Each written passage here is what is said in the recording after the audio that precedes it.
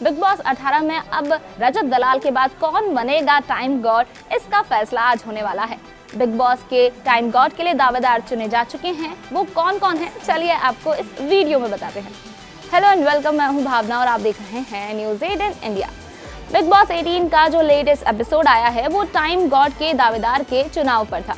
Time God के दावेदार के लिए टास्क रखा गया, वो काफ़ी इंटरेस्टिंग था। और अब दावेदार कौन कौन बने हैं, चलिए आपको डिटेल में बताते हैं।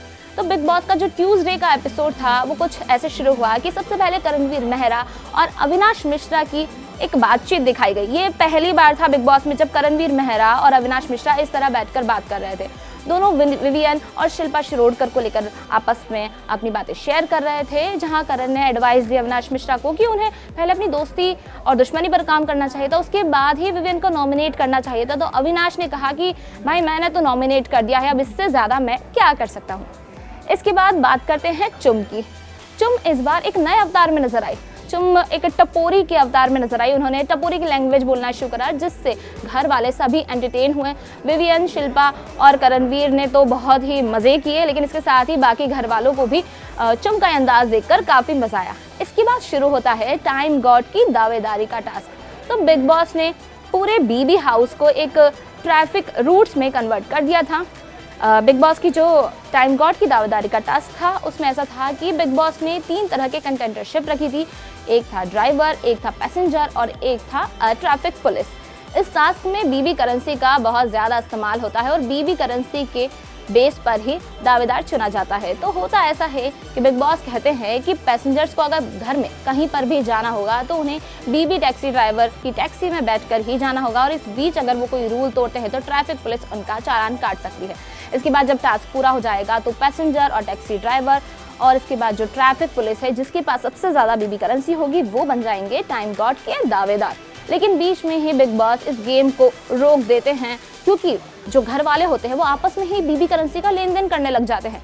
अब इसके बाद जब ये टास्क खत्म होता है तो जो टैक्सी ड्राइवर जिसके पास सबसे ज़्यादा बीबी करेंसी होती है वो होता है अविनाश मिश्रा। तो अविनाश मिश्रा एक टाइम गॉड के दावेदार बन जाते हैं। लेकिन अब जब बात आती है ट्रैफिक पुलिस की, तो ट्रैफिक पुलिस अपना काम सही से नहीं कर रही होती है, तो बिग बॉस उन दोनों की दावेदारी कैंसिल कर देते हैं, जिसमें होती है यामिनी और चाहत पांडे। तो इन दोनों की दावेदारी कैंसिल हो जाती है। इसके बाद बात करते हैं पैसेंजर की। तो बिग बॉस कहते हैं कि अब 2 दावेदार वो होंगे जिन पैसेंजर के पास सबसे ज़्यादा बीबी करेंसी होगी।